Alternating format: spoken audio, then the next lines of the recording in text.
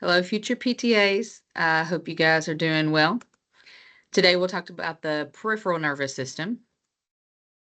Here is our outline that we're going to go through today. And this is a nerve composition. So the peripheral nerves are called lower motor neurons. They have sensory, motor, and autonomic fibers. The sensory cell bodies are located in the dorsal root ganglia. The motor axons leave through the ventral roots.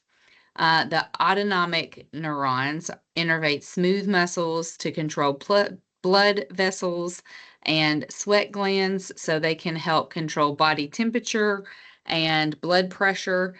The autonomic cell bodies are located in spinal nerves or cranial nerves. So that's a little bit of the anatomy of the peripheral nervous system.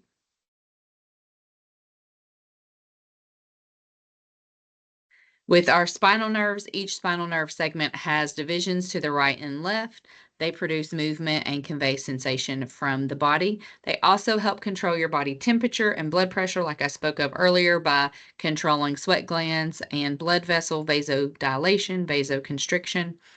The dorsal rami or ramus, that's one division, innervates muscles, skin, and structures on the back. That's primarily in the trunk where it only does that. And in the thoracic spinal segments. With the cervical spinal segments, it also does a lot for the arms. And then the lower, it can do some stuff for the legs. So mainly in the trunk is where the division is of the dorsal, mainly only does things on the back. The ventral is mainly anterior and primarily with the arms and legs and the lateral regions. An interwoven network of nerves is called a plexus. So we'll go through the different nerve plexes. Sorry, I keep trying to change the slide. It doesn't do it like I'm used to.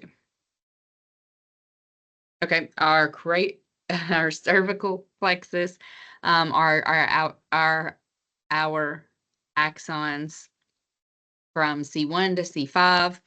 The ansa cervicalis innervates muscles in swallowing and speech. The phrenic nerve innervates the diaphragm. This is really important because a nerve injury or of the phrenic nerve on both sides or a spinal cord injury above C4 would cause the diaphragm to not work anymore, and the person would either die or have to be on a ventilator the rest of their life.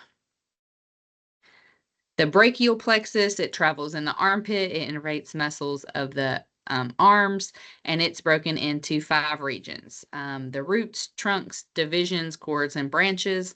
One way to help remember the acronym is really tired, drink coffee black. So RTDCB, roots, trunks, divisions, cords, and branches. So the roots are the spinal segments from C5 to T1. The upper trunk is comprised of nerves from C5 to C6. The middle trunk is primarily C7, and the lower trunk is C8 and T1. Then the trunks split into the anterior and posterior division. The anterior division mainly innervates muscles and skin on the anterior aspects of the arm. The posterior supplies posterior structures. Then there is the lateral, medial, and posterior cords. The lateral cord is comprised of parts of the upper and middle trunk.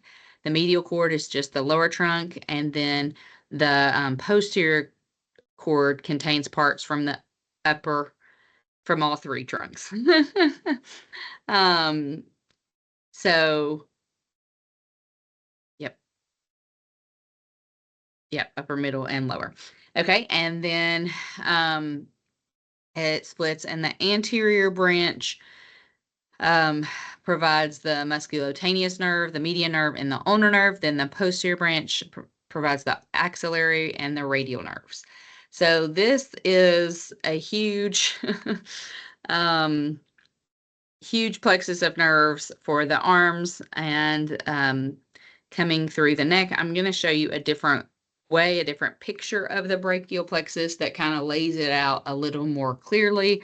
than when you're seeing it in the actual anatomy. So I love how interwoven it is. I mean, it's kind of hard to remember, but it's so cool. If you look on this picture, the way it's color coded, it shows you how different um, nerves come from different roots and then kind of split and then intermingle. And it's just really amazing how these nerves split and combine to innervate different areas and different muscles and give different sensations. So I would definitely look at this and memorize it. What I did when I was in school was draw it out many times so that I could memorize it, but I would draw it out in a more simplistic form about like this, but you don't have to worry about the colors and combining everything, but really just understanding the roots, the trunks, the divisions, the cords, and the branches. The lumbar plexus is from L1 to L4 spinal segments. There are three sensory nerves, the genitofemoral, the lateral femoral cutaneous, and the saphenous nerve. And then there are four motor nerves, the iliohypogastric, ilioinguinal, obturator, and femoral. And I would look either in your book or at the Score Builders book about what each of those innervates and what those sensory nerves, what sensations and areas they provide sensation for, so that you know that for the quizzes and tests. With the sacral plexus, that is from L4 and 5 and then S1 through 4 spinal segments. And the nerves that are supplied by the sacral plexus are the superior gluteal, the inferior gluteal, the posterior cutaneous, which is actually only a sensory nerve. The others are all sensory and motor. The sciatic nerve, the common fibular nerve, and the pudendal nerve. So the sciatic nerve is composed of both the common fibular and tibial nerves, and lower in the leg around the knee, they split into separate nerves. Then the pudendal supplies the perineum, the pelvic floor. It's also responsible for voluntary bowel and bladder control. So if this nerve is paralyzed, you will have loss of bowel and bladder function and most likely sexual function. If you have a spinal cord injury that is complete and is higher than where this nerve branches off, most likely you will also lose those same functions. So that's really key when we're talking about spinal cord injuries and nerve injuries in those areas. The peripheral nerves are covered with coverings that called the epineurium.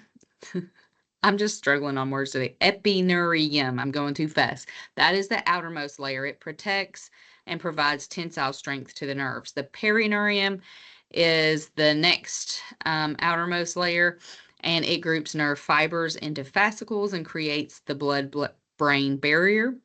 The endoneurium is delicate connective tissue. It surrounds each axon.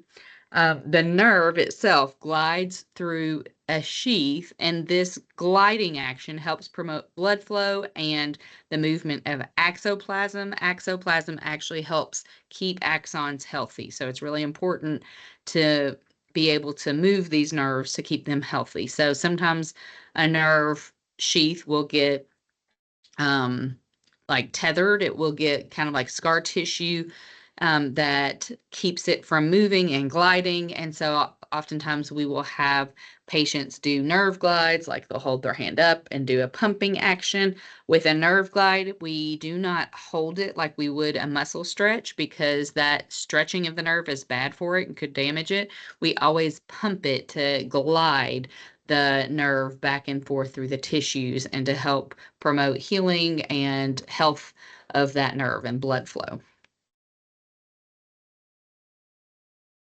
So nerve fibers are classified whether they're sensory or motor, and then the sensory nerve fibers are classified into four different types.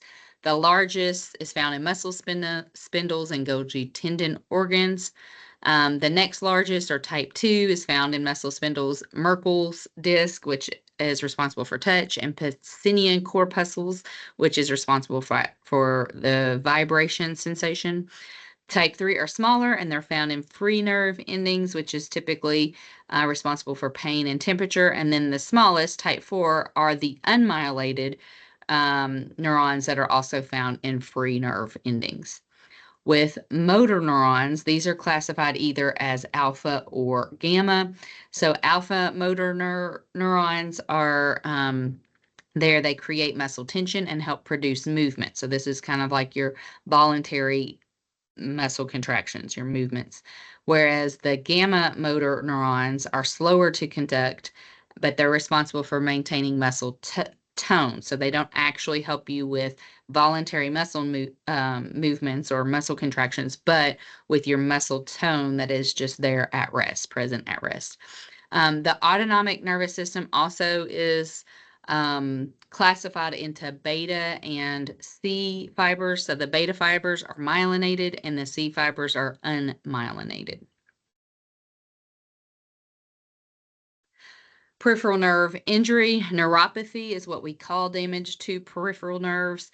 It could be caused by trauma, such as stretching, compression, or laceration. One important thing to know is if your arm or your leg is in a position where the nerve is being stretched or compressed for very long, then eventually that area that it supplies the sensation to will go numb. Typically, you'll feel pins and needles and prickly sensation. If the compression or the stretch is not removed from that nerve, eventually it will cause lasting nerve damage that may or may not be reversible.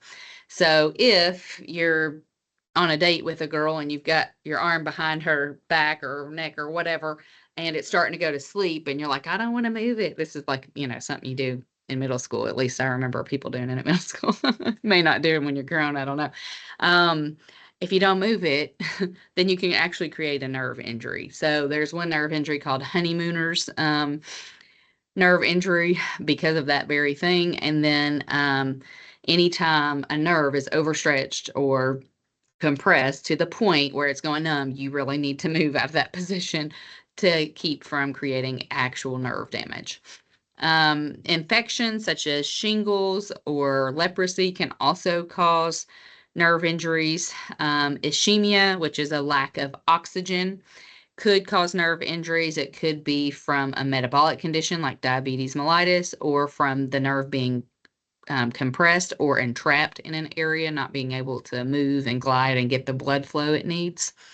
Autoimmune disorders that affect the myelin sheath, such as like Guillain-Barré, myasthenia gravis, multiple sclerosis, things like that, could also cause nerve damage. Most of the time they target the myelin sheath, but some target different areas of the neuron. Some of the symptoms are the paresthesias, those abnormal sensations, especially pins and needles. That's typically one of the first signs of a nerve injury. So like when you wake up and your foot is asleep, that pins and needles feeling that you feel when you have that is a sign that the nerve was being compressed. That's why it's asleep and you don't have that sensation. You stayed in that position too long. Other signs and symptoms of nerve injuries are weakness, decreased reflexes, decreased sensation, decrease in the ability to sweat, changes in bowel and bladder function, and there's other various symptoms depending on which nerves are being injured. One thing to just kind of take note of, glove and stocking sensory loss is what we see, the type of neuropathy we see with diabetes, where the neuropathy is peripheral. So the most loss of sensation is in the hands and feet.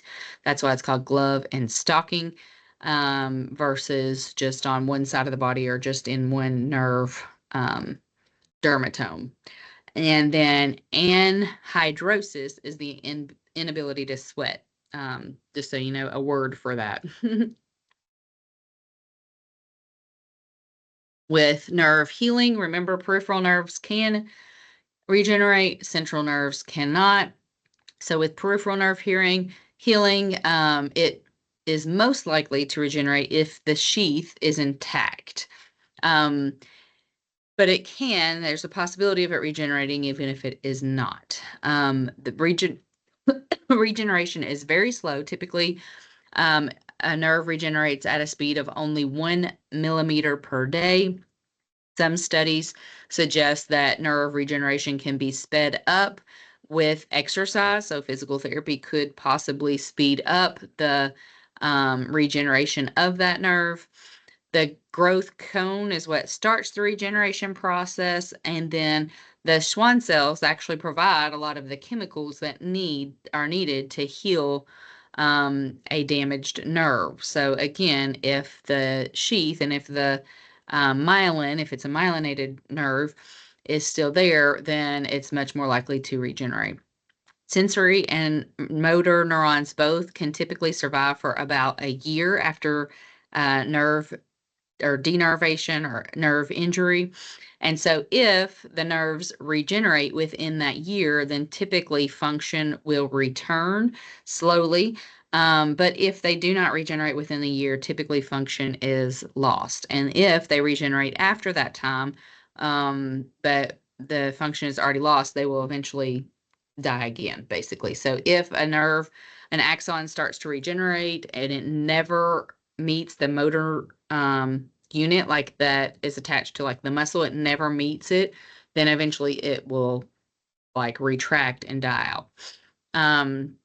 One thing to note about the nerve regeneration is sometimes the nerve that replaces the former nerve is actually larger in diameter than the previous nerve. And so sometimes the ability to discriminate, like 2 points discrimination, is still lost even when function returns because it's not as specific or specialized as it was before. And so it's harder to discriminate.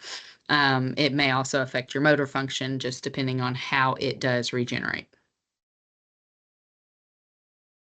And this slide is just kind of to show you the different types of nerve injury, the different grades. And so they do grade the severity based on if the axon is damaged or if the endoneurium is also damaged, if the perineurium and interneurium are damaged, or if all the layers are damaged. And that kind of gives you a prognosis of the likelihood of that nerve regenerating. All right, so that is all we have for the peripheral nervous system. So if you have any questions, let me know, and I will see you in the next lecture.